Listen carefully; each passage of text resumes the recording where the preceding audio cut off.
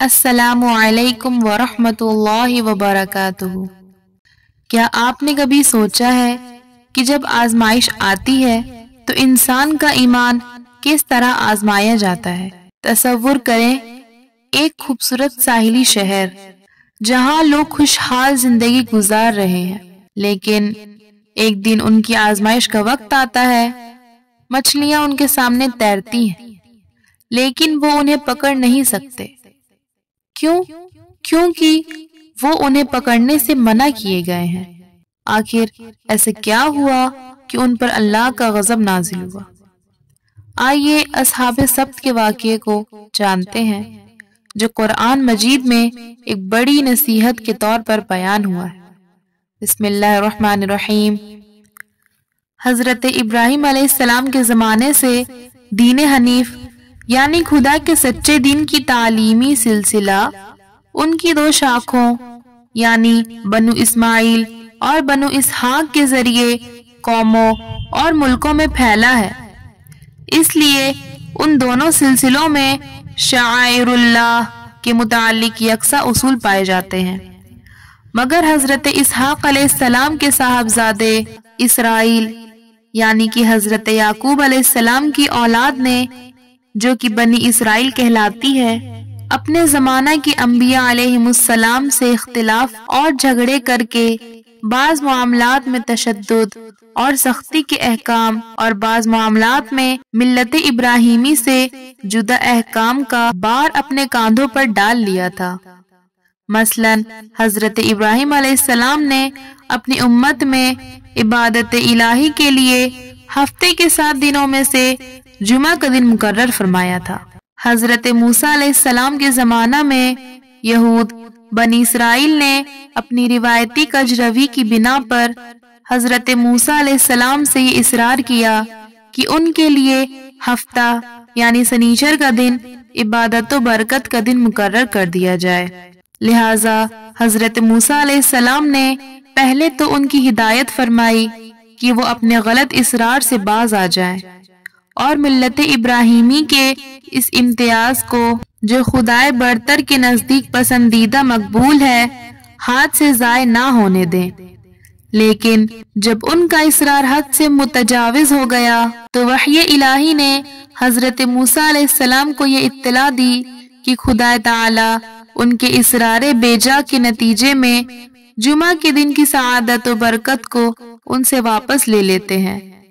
اور ان کی مطالبہ کو منظور کرتے ہوئے ان کے لیے ہفتہ یعنی سنیچر کو جمعہ کے قائم مقام بنا دیتے ہیں۔ لہٰذا اب آپ ان کو مطلع کر دیں کہ وہ اپنے اس مطلوبہ دن کی عظمت کا پاس و لحاظ کریں اور اس کی حرمت کو قائم رکھیں۔ ہم اس دن میں ان کے لیے خرید و فروخت، زراعت و تجارت اور شکار کو حرام کرتے اور اس کو صرف عبادت کے لیے مخصوص کیے دیتے ہیں۔ بخاری کی ایک روایت میں آتا ہے کہ حضرت ابو ہریرہ رضی اللہ تعالی عنہ سے منقول ہے کہ رسول اللہ صلی اللہ علیہ وسلم نے ارشاد فرمایا، ہم دنیا میں سب سے آخر آنے والے آخرت میں سب سے مقدم ہوں گے،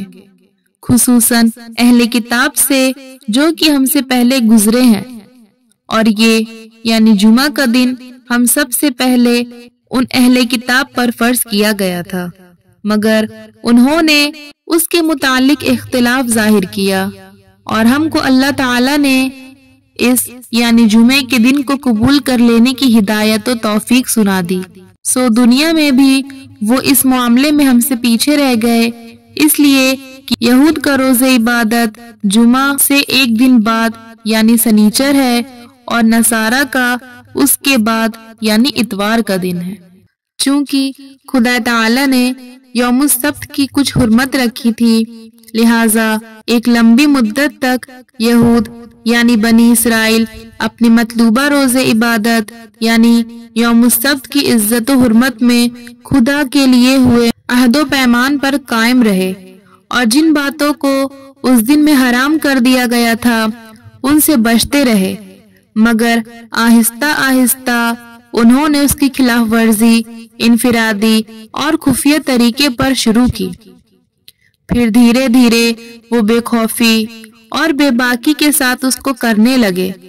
بلکہ بہانے ہیلے تراش کر اپنی اس بدعملی پر فخر کرنے لگے۔ تب خدا کے عذاب نے ان کو آ پکڑا اور وہ ذلت و رسوائی کے ساتھ ہلاک کر دیے گئے۔ حضرت موسیٰ علیہ السلام کے عہد مبارک سے عرصہ دراز کے بعد بنی اسرائیل کی ایک جماعت بحر قلزم کے کنارے پر آباد ہو گئی تھی۔ چونکہ یہ لوگ ساحل کے باشندے تھے، اس لیے مچھلی ان کا قدرتی شکار تھی اور وہ اس کو بہت محبوب مشغلہ سمجھتے تھے اور اس کی خرید و فروخت کا کاروبار کرتے تھے۔ یہ لوگ ہفتے کے 6 دن مچھلی کا شکار کھیلتے اور سبت کا روز عبادت الہی میں صرف کرتے تھے۔ اس لیے قدرتی طور پر مچھلیاں چھٹے روز جان بچانے کی خاطر پانی کی تہہ میں پوشیدہ رہتی اور سبت کے روز پانی کی سطح پر تیرتی نظر آتی تھی۔ ساتھ ہی خدا تعالی نے اس طریقے سے ان کو آزمایا اور ان کی قوت ایمانی کا امتحان لیا، حتیٰ کہ سبت کے علاوہ ہفتے کے باقی دنوں میں مچھلیوں کا حاصل ہونا مشکل تر ہو گیا، اور چھٹے دن یہ کیفیت رہنے لگی کہ گویا قلزم میں مچھلیوں کا نام و نشان باقی نہیں رہا، مگر سبت کے روز وہ اس کثرت سے پانی پر تیرتی نظر آتی کہ جال اور کانٹے کے بغیر ہاتھوں سے ہی بآسانی گرفت میں آ سکتی تھی۔ کچھ دنوں تک یہود اس حالت کو صبر آزما طریقے پر دیکھتے رہے، آخر نہ رہ سکے اور ان میں سے بعض نے خفیہ طریقوں سے ایسے ہیلے ایجاد کیے کہ جس سے یہ بھی ظاہر نہ ہو کہ وہ سبت کے احکام کی خلاف ورزی کر رہے ہیں اور سبت کے دن مچھلیوں کی کثرت آمد سے بھی فائدہ اٹھا لیں۔ چنانچہ بعض تو یہ کرتے کہ جمعہ کی شام قلزم کے قریب گڈھے کھود دیتے اور دریا سے ان گڈھوں تک نہر کی طرح ایک گول نکال دیتے۔ جب سبت کے روز سطح آب پر مچھلیاں تیرنے لگتی تو دریا کے پانی کو کھول دیتے تاکہ پانی گڈھوں میں چلا جائے اور اس طرح مچھلیاں بھی پانی کے بہاؤ سے اس میں چلی جائیں، اور جب سبت کا دن گزر جاتا تو یہ ایک شنبہ یعنی اتوار کی صبح کو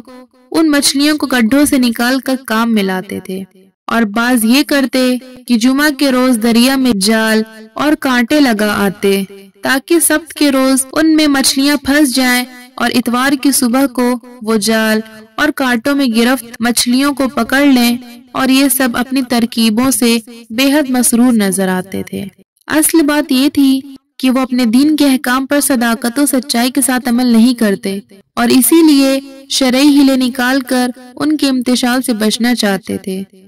گویا خود فریبی میں مبتلا تھے اور دوسروں کو بھی گمراہ کرتے تھے۔ چنانچہ نتیجہ یہ نکلا کہ بہت سارے لوگ ان لوگوں کو دیکھ کر ان کی تقلید کرنے لگے، اور اس طرح بستی کی ایک بہت بڑی جماعت ان ہیلوں کی آڑ میں سب کی حرمت کی خلاف ورزی کرنے لگی۔ اس جماعت کی یہ ذلیل حرکت دیکھ کر بستی ہی میں سے ایک سعادت مند جماعت نے کمر ہمت چست کی اور ان کے مقابل آ کر ان کو بدعملی سے باز آنے کو کہا اور امر بالمعروف اور نہی عن المنکر کا فریضہ ادا کرنے لگے، مگر ان لوگوں نے ان کی باتیں نہ سنی اور اپنے کارنامے انجام دیتے رہے۔ یہ لوگ ہمیشہ ان لوگوں کو سمجھاتے کہ ایسا نہ کرو، ایسا نہ ہو کہ تم کو خدا کا عذاب بہت جلد آ پکڑے اور تم ہلاک ہو جاؤ۔ بہرحال جو جماعت اپنے ہیلوں پر قائم رہی اور سب کی حرمت اور اس دن میں شکار کے ممانعات کے احکام سے قطعاً غافل اور بے پرواہ ہو کر نڈر اور بے باک ہو گئی، تب اچانک غیرت حق کو حرکت ہوئی اور مہلت کے قانون نے گرفت کی صورت اختیار کر لی، یعنی خدا تعالی کا حکم ہو گیا کہ جس طرح تم نے میرے قانون کی اصل صورت و شکل کو ہیلوں کے ذریعے مسخ کر دیا قانون پاداش عمل کے مطابق، اسی طرح تمہاری صورت و شکل بھی مسخ کر دی جاتی ہے تاکہ پاداش عمل از جنس عمل کے مظاہرے سے دوسرے لوگ بھی عبرت و بصیرت حاصل کریں चुनांचे हक ताला ने कुन के इशारे से उन सब को बंदर और खिंजीर की शक्लों में मस्ख कर दिया और वो इंसानी शर्फ से महरूम होकर जलीलो खार हैवानों में तब्दील हो गए। मुफस्सिरीन कहते हैं कि सआदतमंद जमात का जो हिस्सा अम्र बिल मारूफ और नहीं अनिल मुनकर का फरीजा अदा कर रहा था, जब उसने देखा कि मुतमर्रिद और सरकश जमात किसी तरह हक पर कान नहीं धरती, तो मजबूर होकर उसने उनसे तर्क ताउन कर लिया और खाना पीना और खरीदो फरोख्त गर्ज हर किस्म का इश्तराकी अमल खत्म कर दिया, हत्ता कि अपने मकानों के दरवाजे तक उन पर बंद कर दिए ताकि किसी किस्म का भी इश्तराक बाकी ना रहे। चुनांचे जिस दिन बदकिरदारों पर अज़ाब इलाही नाजिल हुआ तो उनके मामले की इस जमात को घंटों खबर ना हुई, लेकिन जब काफी वक्त गुजर गया और उस जानिब से किसी इंसान की नक़्ल हरकत महसूस ना हुई, तब इनको ख्याल हुआ कि कोई तो बात है। लिहाजा वहां जाकर देखा तो सूरत हाल इस दर्जा अजीब थी कि जिसका तसव्वुर भी नहीं कर सकते थे। यानी वहां इंसानों की जगह बंदर और खिंजीर थे जो अपने अजीजों को देखकर कदमों में लौटते और अपनी हालत जार का इशारों से इजहार करते थे। सआदतमंद जमात ने बाहसरत उनसे कहा कि क्या हम तुमको बार बार इस खौफनाक अजाब से नहीं डराते थे? उन्होंने ये सुना तो हैवानों की तरह सर हिलाकर इकरार किया और आंखों से आंसू बहाते हुए अपनी जिल्लत और रुसवाई का दर्दनाक नजारा पेश किया। सोचें, ये वाकया सिर्फ पुराने जमाने के लोगों के लिए नहीं बल्कि हमारे लिए भी एक नसीहत है। क्या हम भी कभी अल्लाह ताला के हुक्मों को चालाकी से तोड़ने की कोशिश करते हैं? क्या हम बुराई को देखकर खामोश रहते हैं? क्या हम अम्र बिल मारूफ और नहीं अनिल मुनकर का हुक्म देते हैं? अल्लाह ताला हमें अपने अहकाम की पाबंदी करने और हक की नसीहत करने की तौफीक अता फरमाए। अगर आपको ये वाक़या पसंद आया तो अपनी राय जरूर दें और मजीद दिलचस्प इस्लामी वाक़यात के लिए हमारे चैनल को सब्सक्राइब करें। जज़ाकल्लाहु खैरा। अस्सलामु अलैकुम व रहमतुल्लाहि व बरकातुहू।